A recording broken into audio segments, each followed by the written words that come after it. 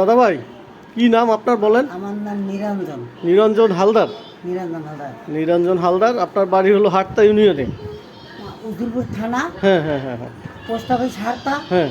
গ্রাম নাতাগঞ্জ। গ্রাম নাতাগঞ্জ। আপনি তাহলে কি করেন, পেশায় কি করেন? পেশায় বাঁশি বাজাই। বাঁশি বাজায় নাকি বংশীবাদক? অর্থাৎ পথে পথে বাঁশি বাজাইয়ে মানুষকে, হ্যাঁ হ্যাঁ, মানুষকে আনন্দ দেন, মানুষের আপনারা কিছু সহায়তা করে, কিছু টাকা পয়সা দেয় আনন্দিত হয়ে, বিনিময় আর কি মূলত। তো যাই হোক, এইখানে একটা আবার মাইক বাজাই দেখছে কেটা জানো, এইসব জায়গায় ফালতু জায়গায় এই যে আওয়াজ বাজে কেটা। তো ঠিক আছে দাদা ভাই, তাহলে আপনি মূলত বিভিন্ন পথে ঘাটে বাঁশি বাজান, এই তো? বাঁশি বাজিয়ে মানুষকে আনন্দ দেন, বিনিময়ে মানুষেরা আপনাকে কিছু সহায়তা করে, খুশি হয়ে কিছু টাকা পয়সা দেয়, এ দিয়ে আপনি সংসার চালান। এই কাজে আপনি কত বছর? আমি গান বাইতেও ছিলাম। হ্যাঁ হ্যাঁ হ্যাঁ, মানে গানের দলের সাথে গানে ছিলাম। হ্যাঁ হ্যাঁ হ্যাঁ, কীর্তনে ছিলাম, বান্ডাইতে ছিলাম, উইসে ছিলাম, বিভিন্ন রকমের বিভিন্ন জায়গায় ছিলেন। যাত্রাও ছিলাম, অন্য কাজ করলাম। যাত্রাপালায় পাঠ করতেন নাকি? বাঁশি বাজাই। ও, তাহলে শোনেন শোনেন যেটা বলছি, তাহলে যাত্রাপালায় বাঁশি বাজাতেন। এখন আপনি আমাদের দেশীয় যে ফোক গান আছে, সেই ফোক গানের একটা মানে আমাদেরকে শোনাবেন। কোনটা শুনাইতে চাচ্ছেন? আমি হইতাম তোর, এটাই বাজাই। আমি হইতাম তোর, তুই যদি আমার হইতি রে, এই তো? বাহ, অত্যন্ত চমৎকার, সুন্দর। যান, আপনি শুরু করেন।